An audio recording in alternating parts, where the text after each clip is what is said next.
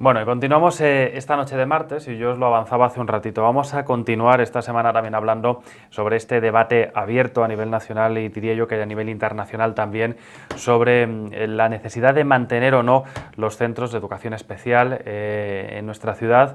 Hemos hablado con diferentes colectivos también en las últimas semanas. Por ahora las impresiones que tenemos es que van dirigidas todas esas reivindicaciones precisamente a la conservación y a que prime el derecho de los padres a poder elegir dónde quieren que cursen estudios sus hijos.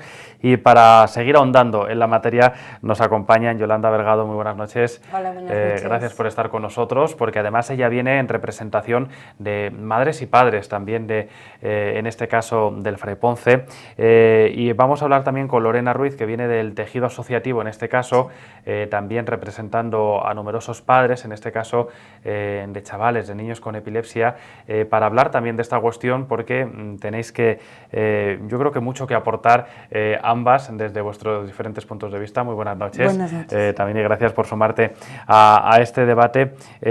Yolanda, yo decía que en las últimas semanas estamos viendo cómo el debate está más abierto que nunca, sobre todo después de determinadas manifestaciones políticas que se han escuchado acerca de lo que dicen debe ser una inclusión total en el sistema educativo, abogando por la erradicación de estos centros o su eliminación.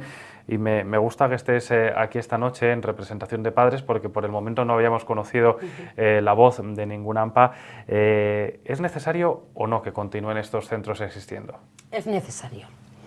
Es necesario porque los niños en los colegios especiales es que tienen todos los recursos que necesitan. Tienen logopedia, tienen su piscina donde hacen ejercicios fisioterapéuticos,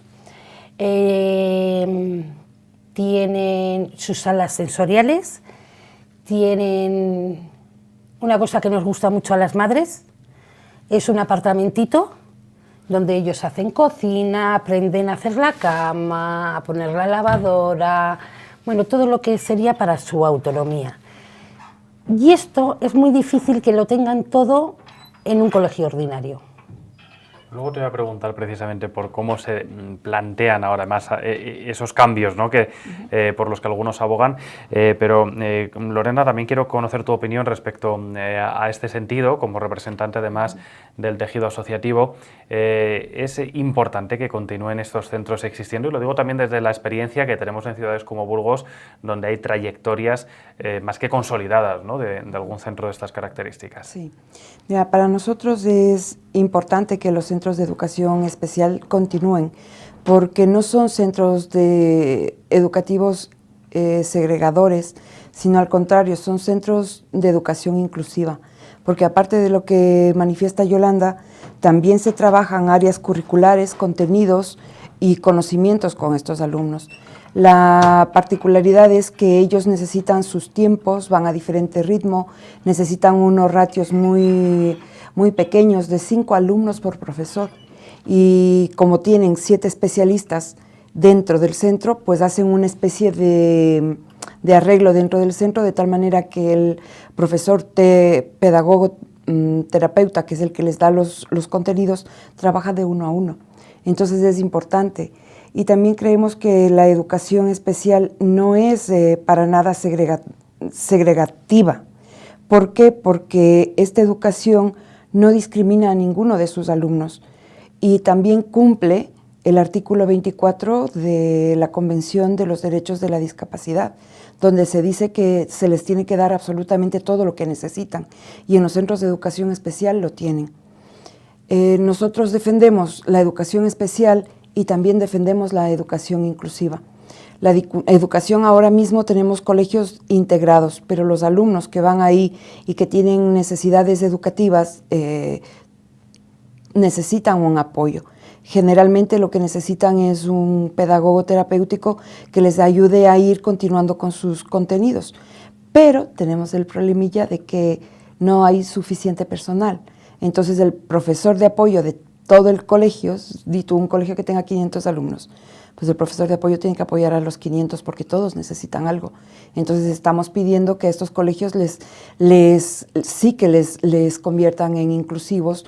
¿Por qué? No solo porque ya reciben a todo grupo de alumnado, de todo tipo, sino porque necesitan recursos en profesorado. Por eso defendemos las dos. Y además, las respuestas individuales a los niños no son suficientes solamente con el colegio que tenemos ahora. Y como decías tú, Burgos sí es puntero en educación especial. Es digno de seguir el ejemplo porque en esta problemática nos hemos unido a nivel nacional a la plataforma de educación inclusiva sí y especial también, y nos hemos dado cuenta que Castilla y León es un ejemplo de trabajo de educación especial inclusiva. Mira, me gusta además que digas esto, Lorena, porque llevamos varias semanas analizando un poquito el tema y algo en lo que se insiste es el peso del tejido asociativo al final de Burgos. Efectivamente se ha luchado muchísimo por conseguir determinadas dotaciones y uno de los temores que tienen estos colectivos es ¿y ahora qué? Hemos llegado hasta aquí y ahora de un plumazo, si se me permite la expresión, pues sí, borramos del mapa todo aquello que ha costado tanto esfuerzo, tanto dinero, pero también tanto sacrificio por parte de muchas familias que han estado luchando durante décadas precisamente para que Burgos se pueda disponer de estas prestaciones, ¿no? Al final entiendo que esto, Yolanda, también es algo que percibís desde el colectivo. Claro, es que lo tenemos todo en el colegio y vemos que funciona tan bien que ahora decimos, lo que han conseguido en 40 años, de un manotazo se va a ir todo fuera. ¿Y qué nos espera? Es que es una incertidumbre porque tampoco nos dicen claramente lo que va a pasar. Estamos un poquito en el aire y con mucho miedo. Incertidumbre, miedo. Sí. Y Lorena además apuntaba también un tema que me parece muy importante porque incluso a nivel internacional se ha dicho que este tipo de centros discriminan a los chavales, a las personas que cursan allí estudios. Es algo que vosotros no entendéis, por lo menos cuando esto viene por parte de algunas entidades internacionales. Creo que incluso se ha pedido explicaciones para que se aclare, ¿no? Por qué se dice que son segregadores este tipo de centros, cuando lo que se está viendo es que favorece efectivamente, como apuntaba por ejemplo Yolanda, una autonomía que de otra forma es muy complicado, ¿no? Encontrar en las condiciones que hoy en día tiene el sistema tal y como se concibe. Yo para explicar esto pongo un ejemplo. Finlandia, que todo el mundo sabe el tipo de educación que tiene Finlandia y siempre está en primera línea. Finlandia aplicó la educación inclusiva total. Pasaron absolutamente todos sus colegios especiales a una educación inclusiva. Luego de la evaluación que ellos han hecho, han vuelto a reabrir los colegios de educación especial y tienen colegio de educación especial, colegio inclusivo y hay alumnos que permanecen toda la jornada en los colegios de educación especial. Hay otros que tienen tiempos en que van días, horas al inclusivo y días al especial. Y los alumnos que se han quedado en la educación inclusiva se mantienen con un profesor de educación especial, porque educación inclusiva es producción, matemáticas, lengua, castellano, o sea, produces y tienes que seguir la continuidad de la clase y seguirte nivelando en los contenidos. ¿De dónde viene todo esto? Pues bien, viene sencillamente que en la mesa ha quedado un poco paralizado sobre el escritorio la ley CELA. En la ley CELA nos sorprendió el que nos dijera que iban a trasvasar todos los alumnos a educación ordinaria y que la convertían en inclusiva y que poco a poco iban a dotar de recursos. Nos horrorizamos ante eso. Previo a esto, a todas las asociaciones nos pidió la ministra en vía correo que enviemos nuestras peticiones para mejorar la LOMCE. Nosotros como tejido asociativo pues veíamos la necesidad de que en educación especial salgan con una titulación, aparte de todo lo que tienen, un graduado en cualificación de la vida laboral. Que se reconozca al final lo que están cursando. Exacto. ¿No? No se está pidiendo nada del otro mundo, entiendo. Y en los colegios de educación integrada les reconozcan cuando tienen una adaptación significativa en cualquier asignatura. Di tu cuarto, están en quinto y cogen asignatura de cuarto para poder nivelarles. Entonces, que también les titulen con el graduado de la ESO y no les den un certificado. Es lo que pusimos.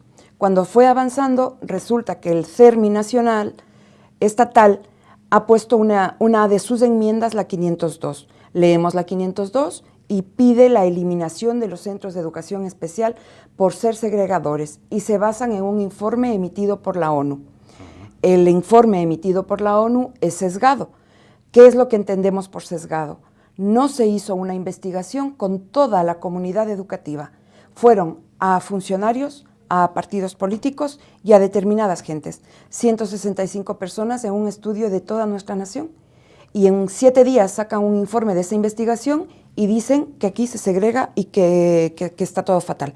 Entonces, considerando que eso está sesgado, no tiene validez. Aparte de eso, el CERMI insiste en que se eliminen los colegios de educación especial y nosotros, dentro de nuestro tejido asociativo, nuestro apoyo jurídico, pues nos han explicado los expertos en ley educativa. La ONU es una organización, un organismo que te puede dar recomendaciones, pero por sobre la ONU está la Constitución. Y en la Constitución están recogidos los derechos de absolutamente todos los españoles. Y dentro de la Constitución el derecho a la educación, a la igualdad y también a la igualdad social laboral. Los centros de educación son vehículos. ¿Para qué? Para que luego pues, tú estés integrado en la sociedad y tengas un trabajo. Hay niños que lo pueden hacer de una manera, hay otros niños que lo pueden hacer de otra manera. La clave de esto era que la legislación no les entregue certificación, porque en un país donde hay gente que tiene título, graduados y máster, no encuentran trabajo, imagínate si yo salgo y digo, tengo un certificado. Hay empresas que te contratan, pero te piden el ESO, te piden un graduado. Pues bien, si no tengo el graduado, pues aunque tengan intención, no me cogen. Entonces esa era la petición tan sencilla como eso. Y no nos oponemos a que inclusión conviertan en inclusivos estos colegios, pero es totalmente compatible la educación especial con la educación inclusiva o la educación integrada que tenemos ahora y que la transformen. Primero, dotando un profesor. Te pongo un ejemplo que se alucina uno. Cuando no te toca, tú escuchas un profesor de apoyo y es maravilloso, aplaudes, ¿no? Un profesor de apoyo. Pero cuando estás dentro de la dura realidad, ves que si falta un profesor en una determinada clase de 25 alumnos, pues la prioridad hasta que la administración cumpla los periodos para enviar un sustituto, el profesor de apoyo va a estar en esa clase. Si tienen una excursión, cualquiera de los cursos, lógicamente prima la seguridad de todos los niños. No vamos a decir, no vaya nadie. No. Pero ¿quién está perdiendo horas de clase? Pues los alumnos que necesitan apoyo. Y por otro lado, en educación, que hablábamos ayer en el pleno del ayuntamiento, del Consejo Escolar, estaba una representante de la Dirección de Educación, Raquel, y ella decía, claro, o sea, es verdad, les dan unos recursos, el colegio reparte el profesor de apoyo que dice apoyo para estos niños que necesitan, tienen alguna dificultad, y también para todo el colegio. Resulta que, te pongo un ejemplo, para entenderlo, si tienes 4 horas de clases de matemáticas y 4 de lengua a la semana y te dan 5 horas de apoyo, entre 8, 5, ¿cuál de estas queda sin? Claro, ¿Quién? Aquí entra también el debate de precisamente cómo se haría de ese sistema educativo inclusivo, ¿no? Porque claro. Si pretendemos eliminar los centros de educación especial y pasar de la noche a la mañana, aunque no sería así, ¿no? Entiendo que tendría un plazo, un recorrido, ¿no? Para poder hacerlo, ¿cómo se llega a ese carácter inclusivo, pero real? Porque claro, el papel lo puede soportar todo, pero estamos viendo como luego esto no es así, ¿no? Que es uno de los temores que también estáis denunciando los padres. Es que los padres lo que pedimos es que en los colegios, yo no sé cómo lo van a hacer. Si el niño o los padres van a elegir el colegio donde va a ir el niño o van a poner ciertos colegios donde pueden ir esos niños.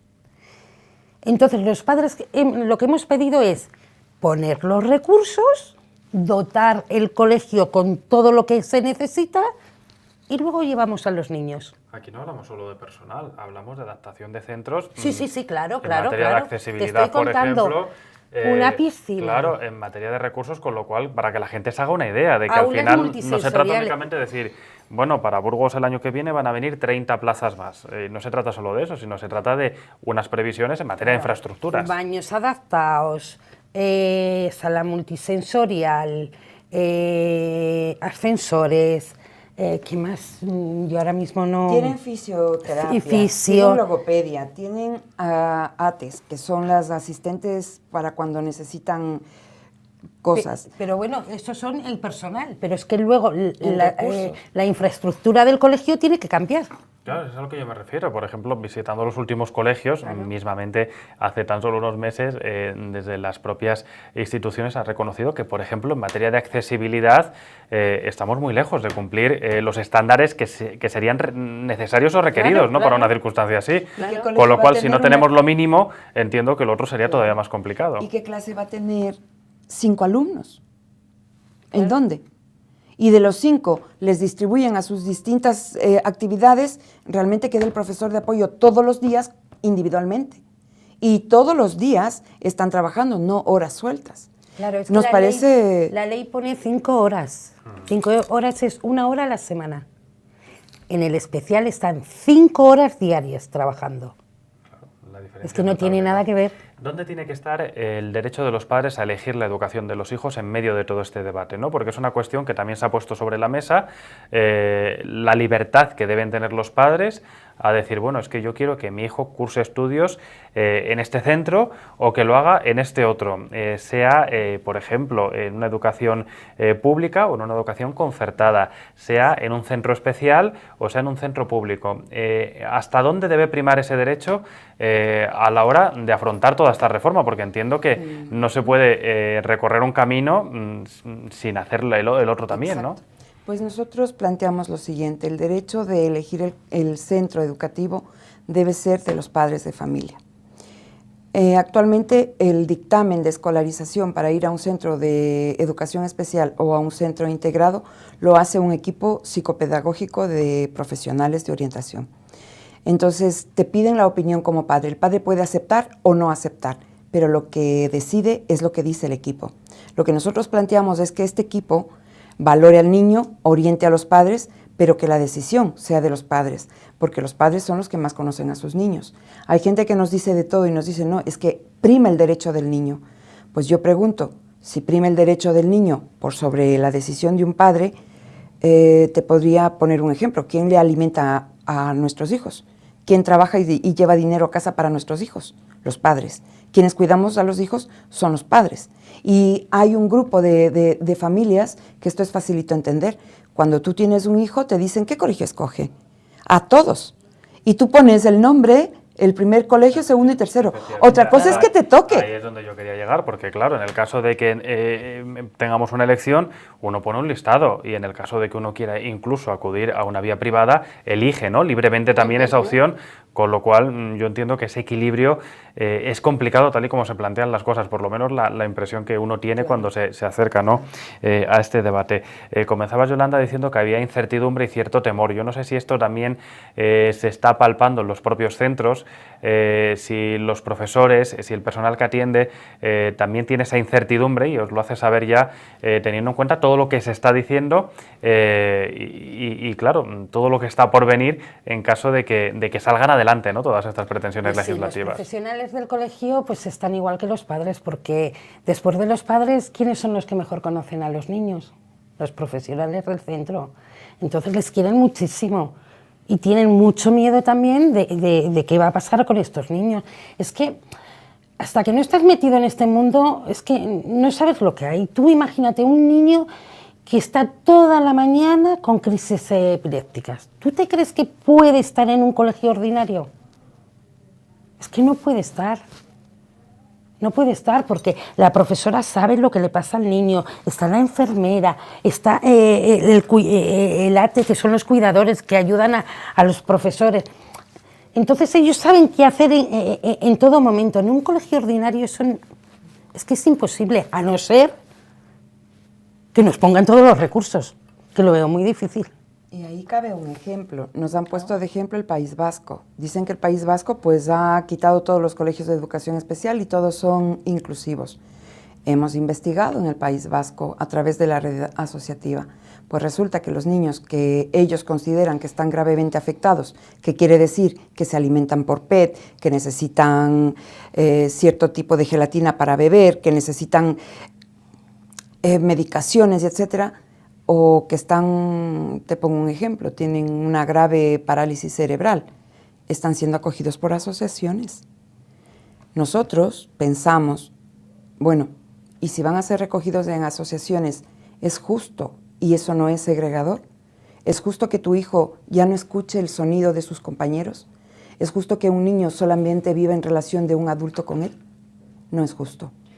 Llegados a este punto, y perdona que te interrumpa, Lorena, porque es que se nos acaba el tiempo, ¿cuál es el siguiente paso? Porque claro, comenzábamos diciendo, Burgos es una referencia en el sector. En Castilla y León hay otras ciudades que también son referencia y de hecho así lo avalan, ¿no?, los organismos también nacionales en cuanto a educación, incluyendo también este tipo de centros. Yo no sé si pensáis que en esto la unión hace la fuerza y que al final las entidades sociales, los AMPAs, al final los propios representantes de las asociaciones y de los centros vais a hacer piña, no sé si se plantean movilizaciones, si pensáis llamar a puertas de instituciones, si ahora que se acercan elecciones queréis que se escuchen también las peticiones por parte de los responsables políticos.